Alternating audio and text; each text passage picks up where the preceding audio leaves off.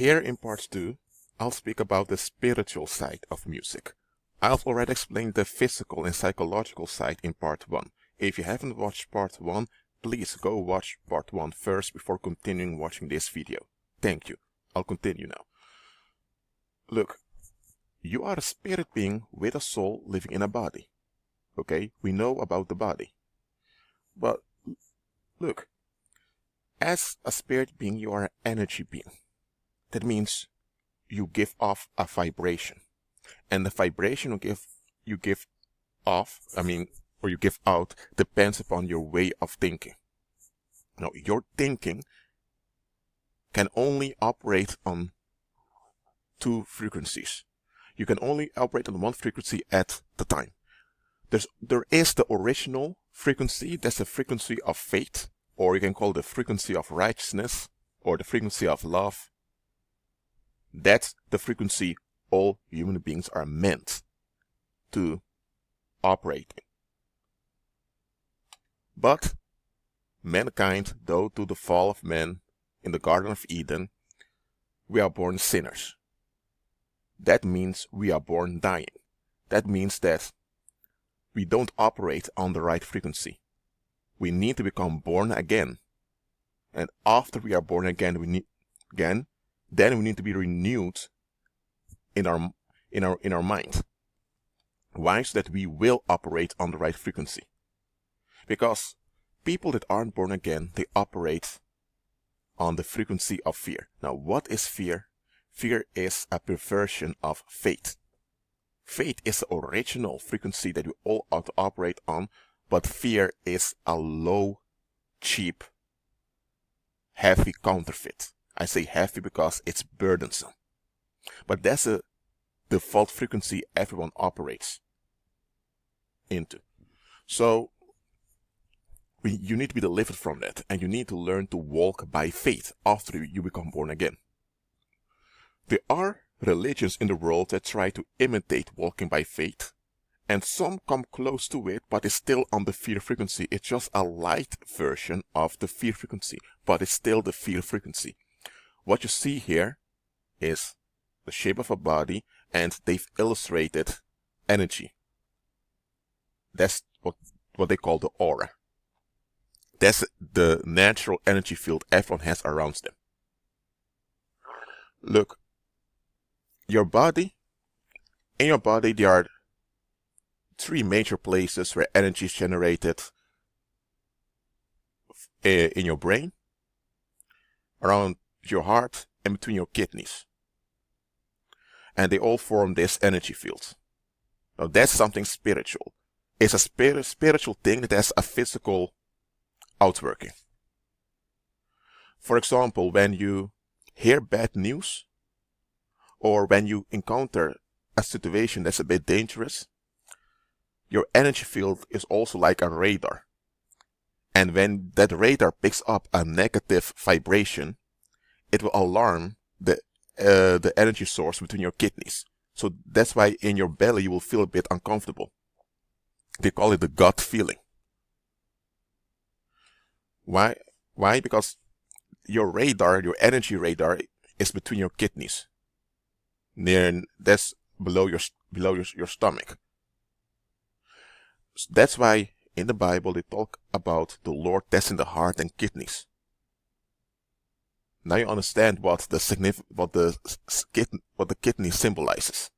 Just like the physical kidney is basically purifying the bloodstream, the physical bloodstream, what you would call the soulish or spiritual kidney is really an energy source that functions as a radar. But okay, I don't want to go too deep into this, but as long as you know that we all have an aura, and you either function on the faith frequency or on the fear frequency. Someone that's not born again can never function on the faith frequency. They can only function on a light version of the fear, but it's still fear. Someone that's born again ought to operate on the faith frequency. Someone that's born again ought to operate on the faith frequency all the time. But due to attacks and resistance, we tend to fall back on the fear frequency. That doesn't mean that you're not delivered. It means that when you're under attack, sometimes you tend to fall back due to invasive thoughts. Now, falling back doesn't mean that you are in bondage again. It means that just you have, I would say, an energy tumor around you. I want to explain this clearly. Once you are delivered, you are delivered. Okay? But that you're delivered doesn't mean you can't be attacked later on in the future. Someone that's been born again and is delivered will face attacks, and from time to time they will be wounded in their aura and they will have depressive moments. But it doesn't mean that someone has fallen back into sin. No, it just means they are under attack. So you need to separate those two. Sin is that fallen way of thinking, and sins are the compulsive behaviors that come forth out of that way of thinking. After you become born again, you need to be renewed in your mind so that your mind is centered around the righteousness of Christ. Then you unlearn those compulsive behaviors that are basically installed in your body and in your brain pods. You unlearn them, and you learn to walk in righteousness. Now, what does this have to do with music? You may ask. It has a lot to do with music. Because, as I mentioned before in part 1, music stirs up associations in your brain based on your past experience, based on associations. You have sound is linked with images in your brain, and those images, they produce feelings, chemical reactions in your body. A feeling is a chemical reaction in the body. Emotion is energy in your aura that's around there, and a sentiment is a climate, how the climate is around you. And music is an energy wave that, let me say it like this. If you listen to a song where there is a negative lyric, you can listen to the song, you can listen to the melody, and you can enjoy the melody. Physically, you get active due to the melody and you have a good time. But hold on. Your soul receives the whole package. In your brain, the music is coded and decoded to the process is in your neurons, and it's linked with images. And your brain may not record everything. For example, if in a song there is a very low wave, let's say you have a song and they have multiple waves, sound waves. You have the sound wave of violin, the sound wave of drum, and the sound waves of the singers. Let's say you also have an extra sound wave with hidden messages in it. Your soul receives the whole package. Your brain will discriminate between the layers. Even though your brain will process the layers, it will discriminate. Your soul won't. So if you listen to a song that's very energetic, but it talk about killing and bloodshedding, your soul, I'm not talking about your brain, your soul receives everything. So that message of bloodshed you've received it in your soul. So you carry it around with you in your aura. So, okay, let's say you listen to that song. There's nothing going wrong. But let's say later on you encounter a difficult circumstance, like you're in the subway or in the metro or train, whatever public transport you use, and you have this guy that's looking for a fight. Now, normally, you would just walk away. You wouldn't bring yourself nor the ones that seeks for a fight in danger. But now, because you've listened to that music about bloodshed, that tension of bloodshed, that the seed of it, you carry around with you. So when the circumstance presents itself, those seeds are activated, and more than likely you lose it. Now, you may not be an aggressive individual. You may be someone that avoids fights, but look at this. That music you were listening to had a hidden coded message in it. And you were not aware of it, but it doesn't matter whether you are aware of it or not, your soul receives the whole package. And your soul processes the whole package.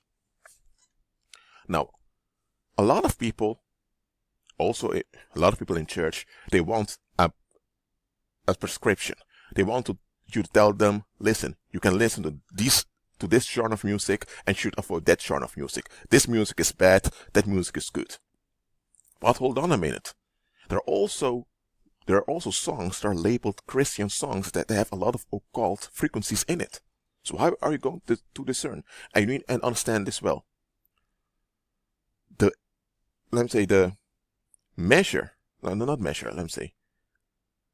impact of the music depends upon how you are as an individual. Let me say, if you are someone that has a very positive mindset and you listen to a song that has a negative frequency, after a while you get tired of that song. You don't want to listen to it anymore. Others that have a more violent way of thinking, when they listen to that song, they don't notice anything wrong with it. They keep listening to it and it affects them.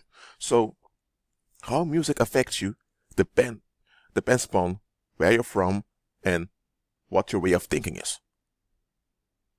Look, if you're listening to a Spanish song, and I talk about making love, but you don't understand Spanish at all, you don't understand Spanish, your brain doesn't have the pattern of that language decoded in it, near you as a soul, near you as a spirit being, so your soul has never encountered the understanding of Spanish, so you listen to that song, the lyrics won't affect you because you don't understand Spanish. For you, it's just mumbling, it's just sound. But let's say you speak French, you understand French, and someone has made a sad song.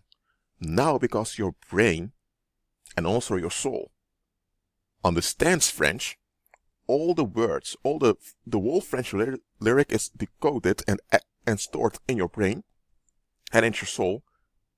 And listen to this, it builds a pattern. So I'm not going to give you a prescription which music you should listen to or not listen to. Alright? But understand this. And I'm not sure if I'm going to make a part 3 of this. If you have music that is dedicated to worshipping unclean spirits, then, and let's say that even in the lyrics they openly admit this, then I would recommend you to stay away from that music. I really do. But you need to understand this. Those that are in the music industry, not all of them, but most of them are involved in spirit worship. They follow the teachings of Pythagoras. Let me see if I've written it right. Yes. They follow the teachings of Pythagoras. And Pythagoras was a Greek philosopher. He was the first, what they would call a white man that owned a mystery school, a European mystery school. It was really for Greeks, but it was meant for people from Europe. He did this in Italy, and Pythagoras was obsessed with numbers. His magic that he taught people was all centered around numbers, about mathematical formulas. And he was a brilliant man. In a sense, he had a lot of understanding. And he studied the brain, and he found out that the brain operates through repetition, and it builds patterns based on repetition. So if you make songs that have a lot of repetitive sounds in it, people will become attached to it, and the song will be popular, it will be successful. And it's also a way to influence people. So most of the people in the music industry today, they follow the teachings of Pythagoras. And what Pythagoras has taught concerning music can be applied neutrally. But because those people who follow Pythagorean magic are often involved in spirit worship, there's often something off with the music they make. But that's it for part 2. I'll see you in part 3.